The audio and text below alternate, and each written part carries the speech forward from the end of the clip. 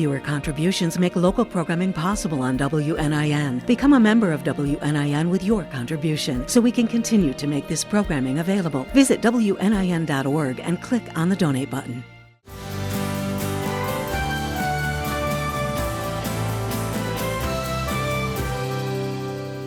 Thank you, Rotary, for having us here, the commissioners. We appreciate all the work you do in our community, and it's good to be here with you.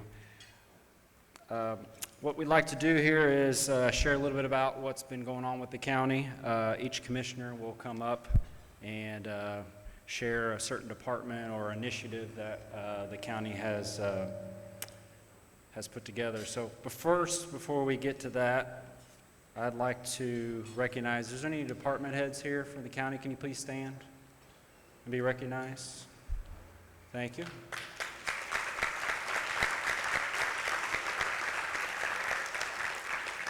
And then is there any county council members here present? I didn't think I saw any that came in. And also before we begin, Laura, I'd like to recognize you again. Thanks for all your hard work for putting this together. So we appreciate your work in the office there. So. Again, my name is Justin Uppers, President of Vanderbilt County Commissioners, and again, thank you for having us. And I'd like to turn it over to Commissioner Gable to get us started.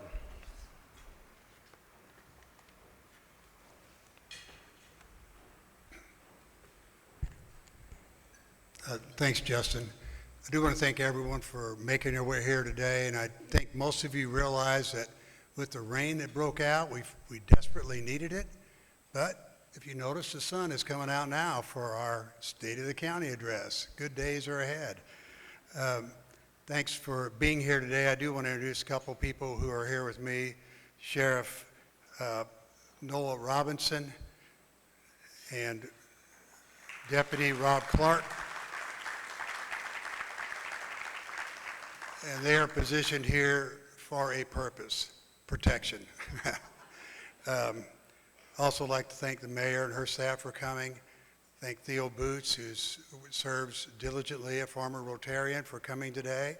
My wife Melanie, whose sole purpose is to certainly judge my performance, and she will give an evaluation and very constructive criticism when we get home, usually with a skillet or a pot. I do want to thank also Laura and Rachel from our office. Do such a great job and keep things running smoothly. It's amazing how much work they put in, and thanks to the County Council for their work. I'm honored to serve with Justin. I've known Justin since his high school days, and before I was able to coach him when he was a finalist for Mr. Football in Indiana. He was also an All-Stater in baseball and played basketball. Then he went on to Heritage Hills before he went to Harrison. I was able to write a little resume for him at that point. He's a great man. He's a good leader, and he's part of the reason we have success in Vanderbilt County. Amy Canterbury, you listen to her professional accolades. She is great. She knows a lot of people. If I don't know someone, and usually being born and raised on the west side, I don't know a lot of people across the creek. So Amy does, and Justin does, and they help keep me introduced in the background, and I try to do my business with them. But I think we have an outstanding commission. We work well together, and we try to do what's best for the county whenever we can. I think, first of all, the slide I have is, or I'll be covering the sheriff's office, and Sheriff Robinson is here. I don't know, is your office showing up on the slides?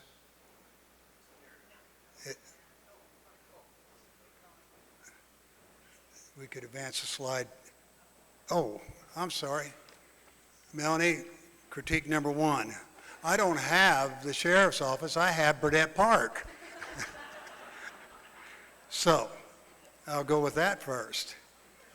You know, this is not easy for a guy like me to do. But if you are suffering from insomnia, I promise I can help you with that problem.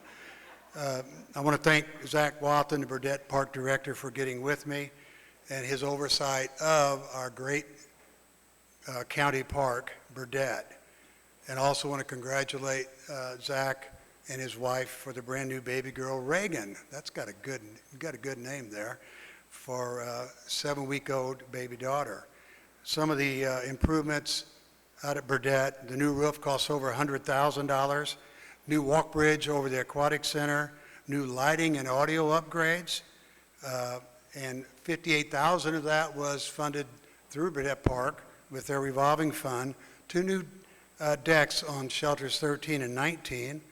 They removed the old baseball complex, which was had a problem with flooding, and it's been removed now, and it's being used for overflow parking at Burdett if needed.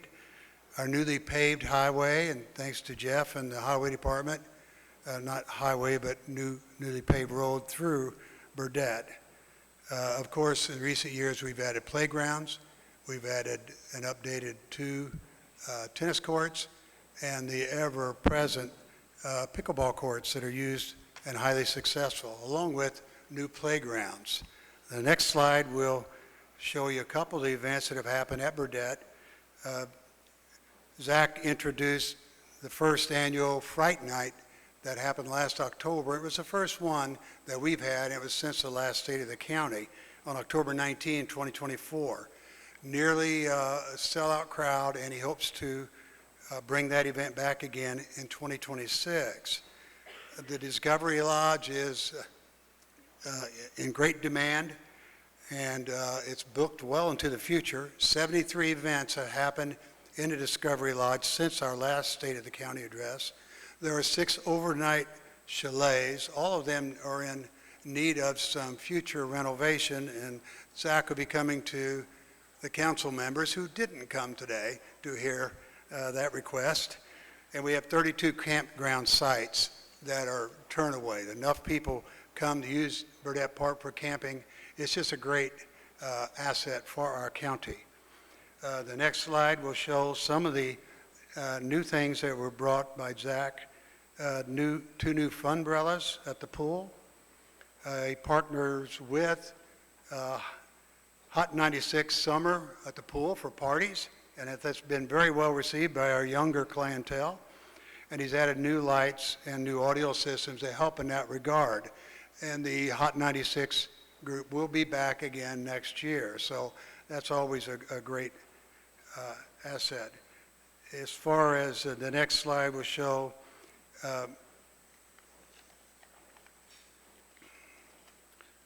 some of the numbers for the Burdett Park. 1,500 more visitors this year to over 77,000. The aquatic center has brought in $616,000, and that's in spite of 6.5 rain days, mudslides, and other cool and inclement weather at the beginning of the spring. With that in mind, they had less days but brought in more attendance.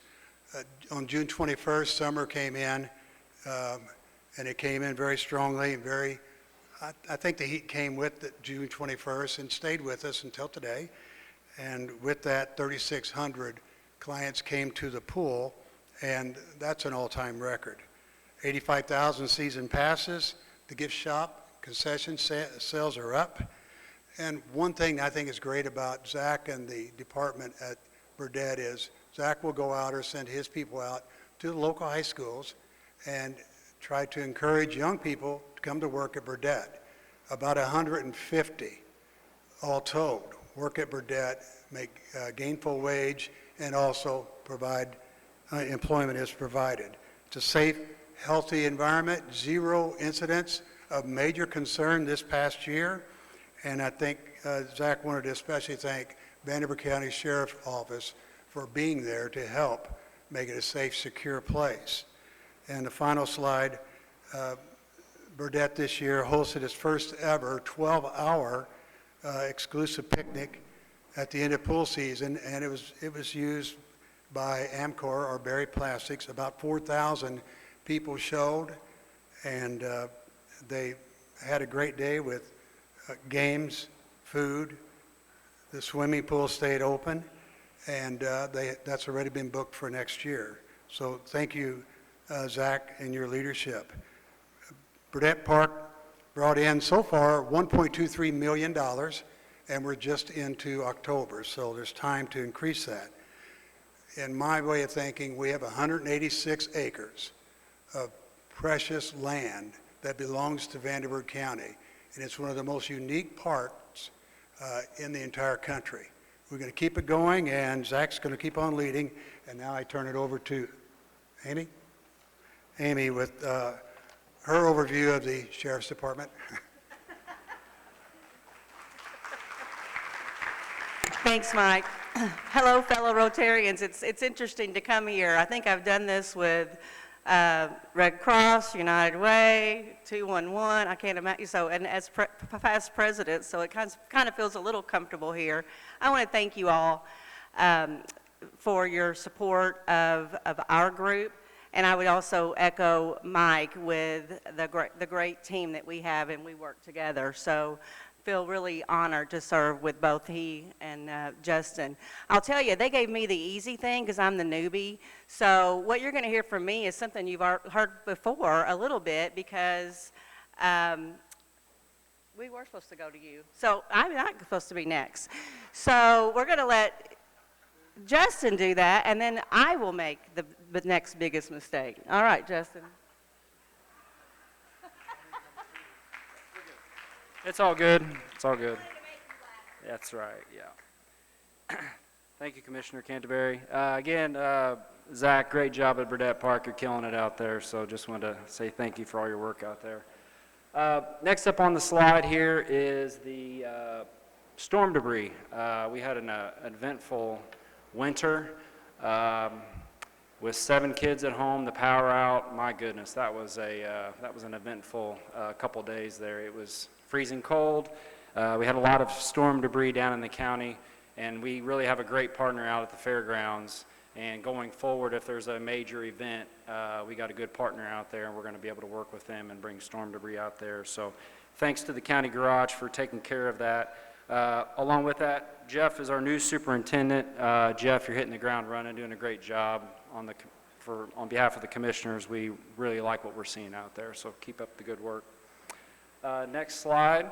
Along with the county garage, we have a new safety initiative that we are implementing across the county, and we're doing audits for every department, and we're going to have a dedicated safety initiatives each month, and the county garage has spearheaded this. They're doing monthly safety meetings and bringing in new ways to just make sure our county employees stay safe. So. Moving on to the next slide, we're going to turn it over to Commissioner Canterbury now. Or no, Commissioner Gable. So we're going to keep you guys on your toes.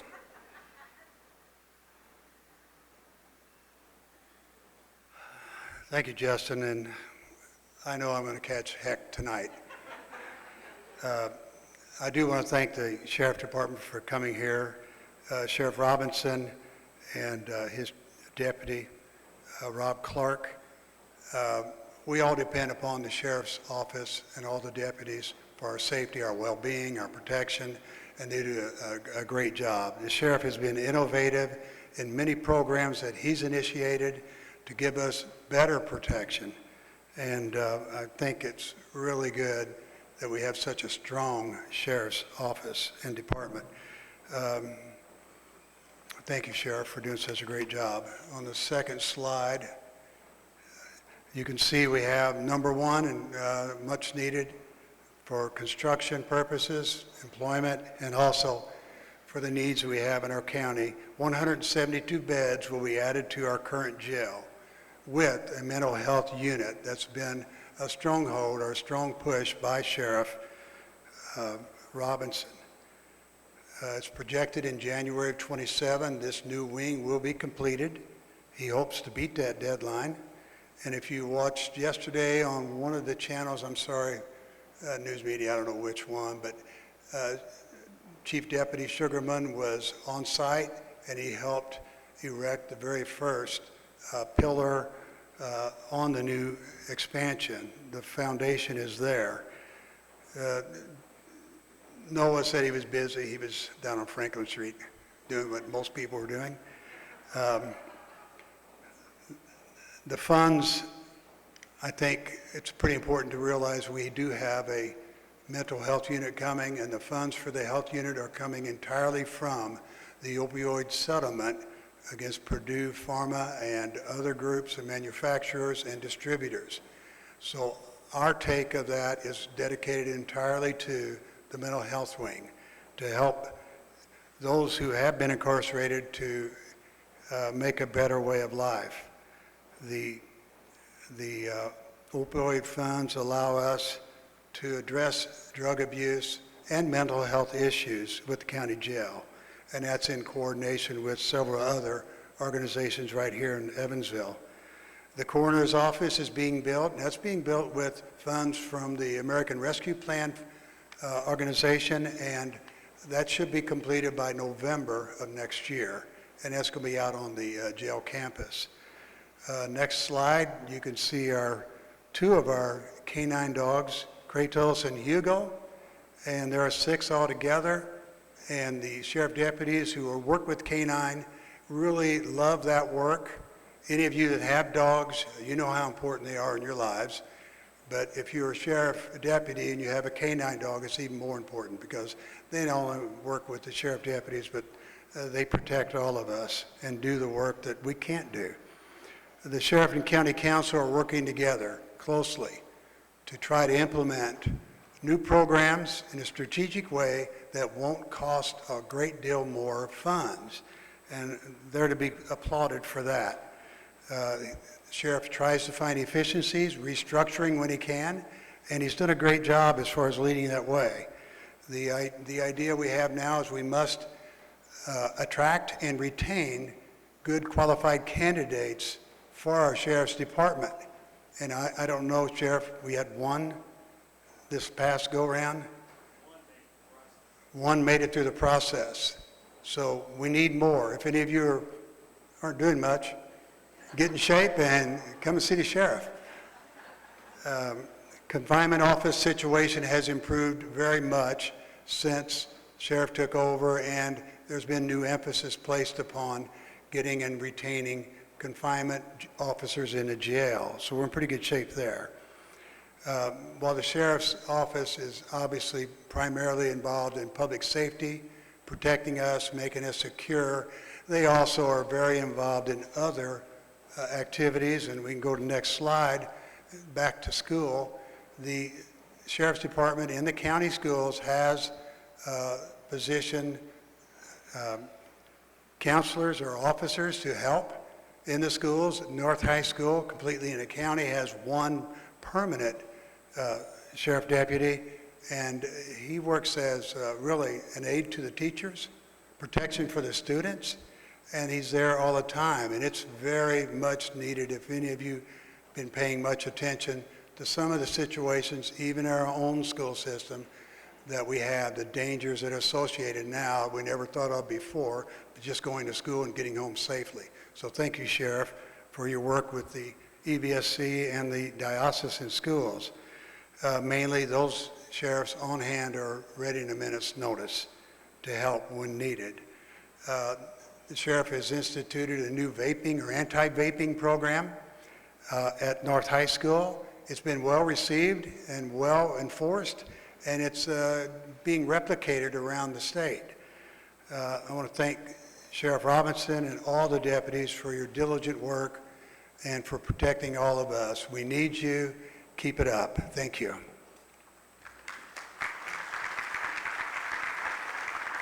And I don't know who's next. Thank you, Commissioner Gable. Commissioner Canterbury's not going to talk today anymore, so. All right, next slide. So road resurfacing, road projects, and bridges. So the commissioners have essentially 4 buckets of money they use for repairing our roads. We have a local funding that comes from the state. We have a state matching grant, which is the community crossings, which is 50-50. We have TIF dollars, TIF district money that we use for major road projects, and federal funding, but that's an 80-20 match. So not going to lie, when it comes to road projects, we have to be very, very creative and I appreciate all the hard work at our county engineer's office with John Stoll. He's been here a few years, and we lean on him quite a bit. You might recognize some of the roads that we are currently resurfacing. If you want to go to the next slide. And then you can move on to the next slide after that.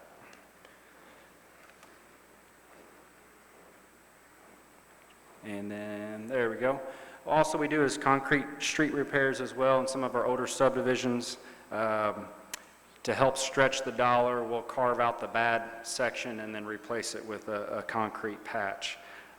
It's not the best look, but we're just trying to stretch that dollar to help make sure those neighborhoods the roads are smooth. Next slide, please. This project here on Oak Hill Road was completed in August. I think you can see that the price tag there is $6.63 million, so a hefty project. The next portion of Oak Hill Road that will be replaced will be from Lynch to St. George, so you'll probably see some more orange cones here pretty soon. So moving on, the next slide, Boonville Harmony Road. We had some extensions to the Boonville Harmony Road project this morning at the County Commissioners meeting, so we're hopeful, right, Commissioners, that this will be done in the next month or so. So I know that's caused a lot of pain for those that live out in that area and taking a different route. All right, next slide. Also, we have over 200 bridges in the county, and those are inspected yearly. In our budget, we can replace normally 2 to 3 bridges every year. Here we have the Kleitz Road Bridge west of Meyer Road. And then next slide. Also at Boonville Harmony Road, that one was completed at the end of 2024. And then the next slide is currently we're working on one at Adler Road west of Old Princeton Road. And then I believe the next slated bridge project will be on Broadway Avenue near Posey County Line Road. So, next slide. Okay. Commissioner Canterbury, is that you? Okay.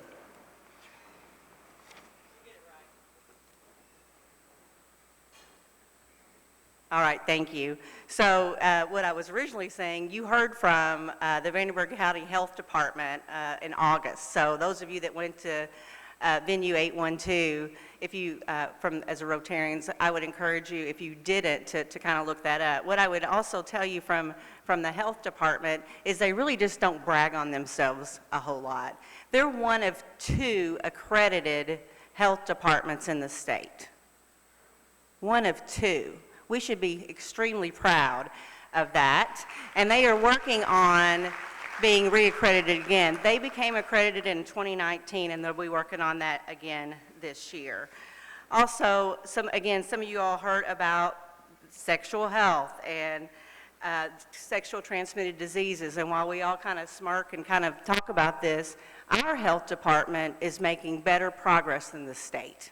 Once again, based on their great work, they're decreasing, and you can see some of these numbers. When the state's remaining unchanged, we're at 44%, or we're far greater than the state. So again, something else that they can tout, their great work.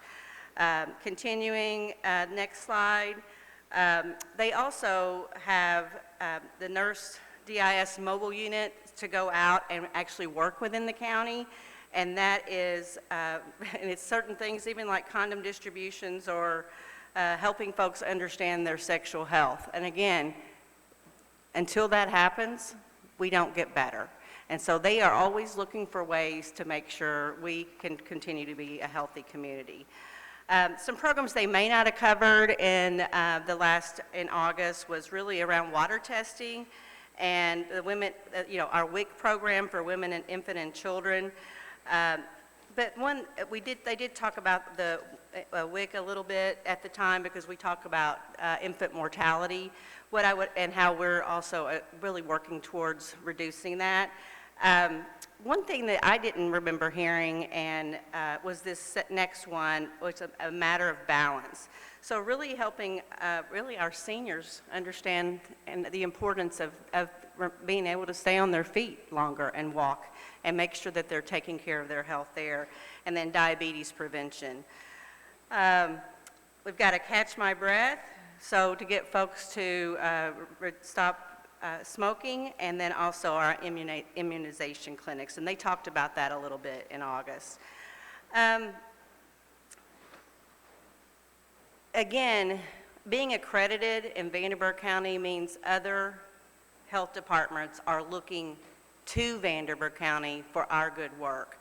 So currently we have MOUs with other counties, and you can see that here, where they're paying us to do some of the work that we're doing so well instead of reinventing the wheel. So, for example, our lead testing programs, we're working directly with Posey and Du Bois County. The pre-to-3 is Warwick and Du Bois, and then the community disease prevention, which I talked a little bit about a minute ago, is with Warwick County. So again, those MOUs mean that we, number one, we're getting great accolades there, and yet the MOUs will help us provide the support to do that, and perhaps let that be recurring to give, to put more revenue into our county. Very, very positive information there. All right, so next we will hear from Justin. Commissioner?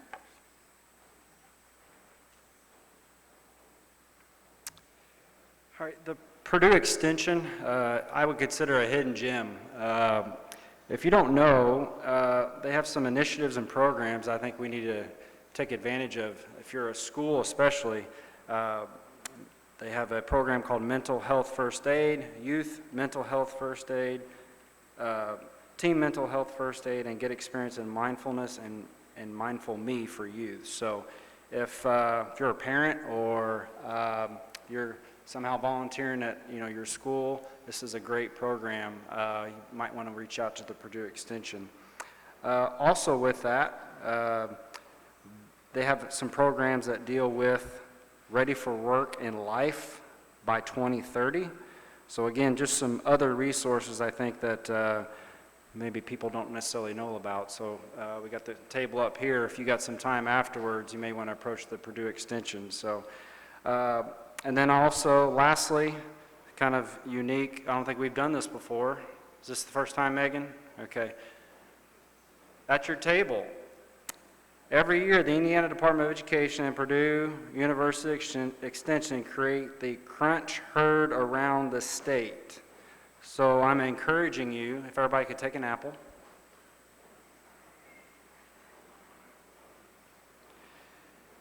So what we're going to do here in a second, the Indiana Great Apple Crunch encourages healthy eating and supports farm to school and other local food producing initiatives across the state. Today's apples were grown at the Evansville Countryside Orchard. We have Fuji, John of Gold, Granny Smith, Jonathan, and Gold Rush, also known as the Purdue Apple. So, what I'd like to do now is, if you could raise your apples in the air and everybody take a bite.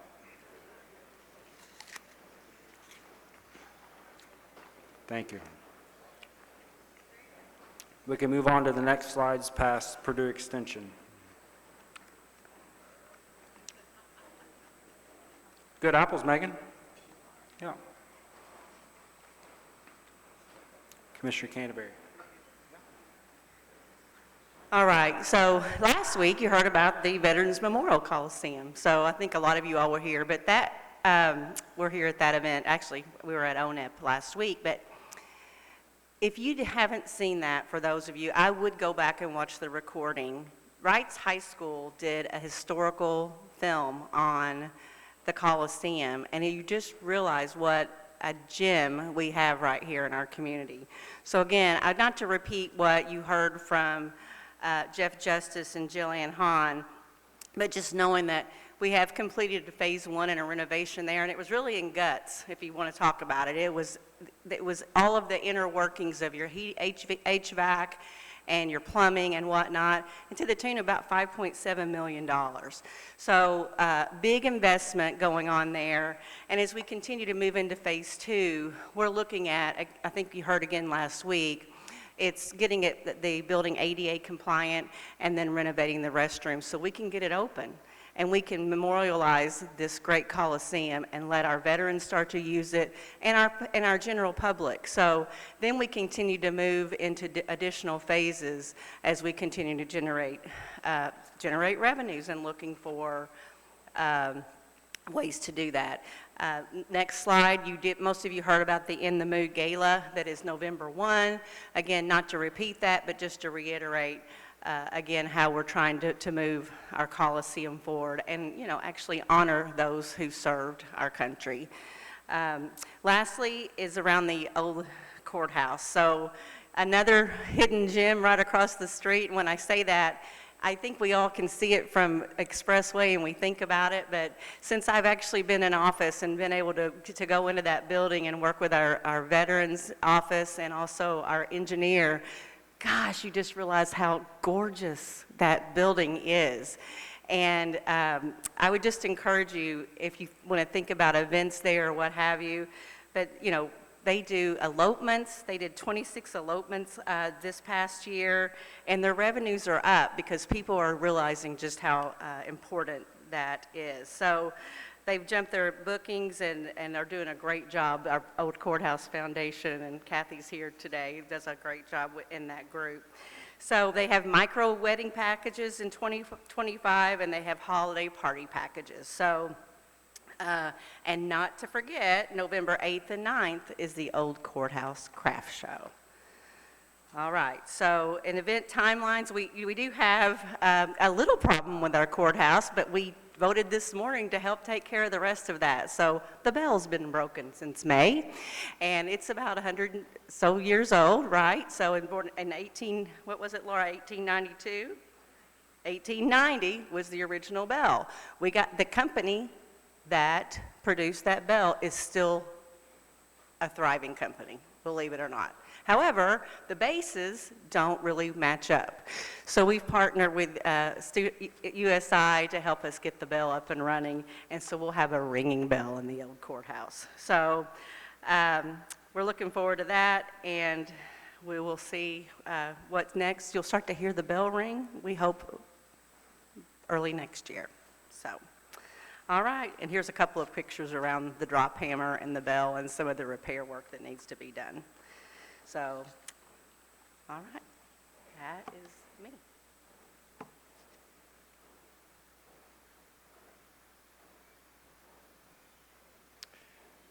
So with the Old National Events Plaza, the commissioners had to make a quick decision there. We felt like the current management company just was not cutting the mustard, so we had to move forward, and we partnered with VenueWorks, a respectful company here in Evansville, and we're hoping they'll hit the ground running and get this building turned around. So we're hopeful for some big events to come into the city, and just get the building filled up through the year. So look forward to working with VenueWorks.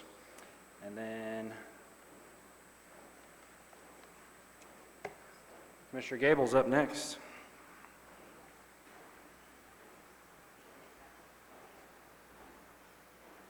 Thanks for the apple, Justin. Next, I want to talk about our involvement with small business and our cooperation. And with us today is Talmadge Vick, who helps work with the county, our great county engineer, John Stoll. When work is put out, then Talmadge does the work, crunches the numbers, and makes sure he finds opportunity for small business. And small business, of course, the backbone of this country and backbone of our community. So we do encourage that type of activity whenever it's time to issue contracts. We build partnerships with small businesses, and we make impactful investments that increase the growth of small business right here locally. And I must say that even when you go to the next slide, you'll see some of the different projects that small business has worked on and their percentage of the work. And that's a positive thing, and the numbers are there as well. 725,000 plus so far this year. And if you look at the next slide, you can see the amount of money spent originally or totally up to the date. Now the number so far is lower, but have to give credit to the commissioners and to Talmadge and John Stove, because we've gone from 31 small businesses involved to 34.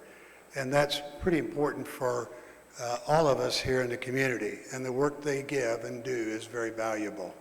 So the last slide on this shows some of the things a small business has done when it comes to construction and road work. And it's very important, and we certainly appreciate their partnership. And that's what it is. It's a partnership between public and private sector. And that's what we need more of. So thank you, Talmadge, and thank you all.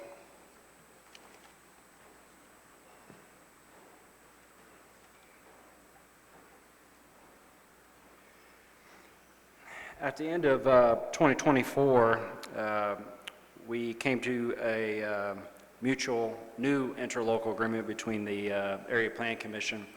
If you don't know, a lot of some of our departments are city and county shared, so that forces us to work with our city officials. So we haven't.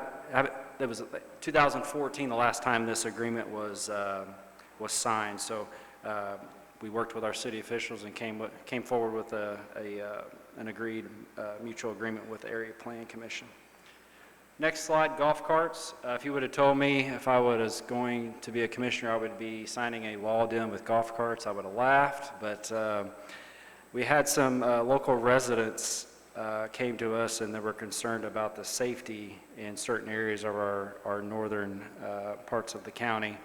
And obviously working with the sheriff's office, working with those constituents, we basically, what was happening was young children were operating golf carts on our roadways and sometimes sidewalks and so forth. So working with the sheriff, we pretty much adopted a similar ordinance to what other small communities have. So that will keep the golf carts in our subdivisions only, and obviously you have to have a driver's license and some other requirements. So always trying to keep our roads safe, and I appreciate the help of the sheriff, his input on that as well. All right, next slide. This initiative we introduced a couple months ago. We had I'd say a lot of people reaching out to the commissioners about their neighbor's property, whether it be trash or tall grass, and the commissioners were kind of we didn't have really a leg to stand on how to approach this. And my experience on city council, we had an ordinance and we had a due process on how to address those issues. So 99% of the time when I was on city council, those issues would come before us, and we'd call the building commission, whether it be, like I said, tall grass or some other property complaints. And 9 out of 10 times the property owner would address those. So on the county side, we really did not have that. So what we did was we mirrored that ordinance and that due process, and now we have that also in the county. So there were quite a bit of older subdivisions, and those residents were reaching out, and there were some concerns in their neighborhoods, and now we can move forward and the commissioners can address those issues. So. We did not earlier. I wanted to recognize any elected officials. I see a few in the stand or in the audience here. Will you please stand, elected officials? We didn't recognize you earlier. Thank you for what you do.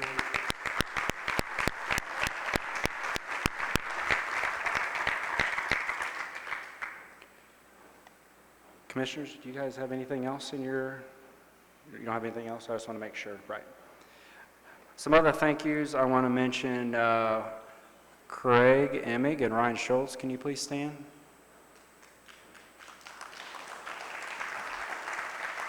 The commissioners appreciate you guys, all the legal work you do for the county, so we appreciate your hard work and your getting back to us in a timely manner. We appreciate that. I want to close with what both of my commissioners mentioned earlier, is that, being a commissioner, you have to work with other two executives, and it's been easy to work with both of these individuals. So it's easy to come to work. It's easy to sit down and hammer something out, and we work collaboratively. So just want to say thanks, and look forward to what we can do in the future. Appreciate that. So, and that is all I have. I don't know if there's someone else that wants to come up from Rotary to close this. Thanks again, Rotary, and hope everybody has a good day. Appreciate it.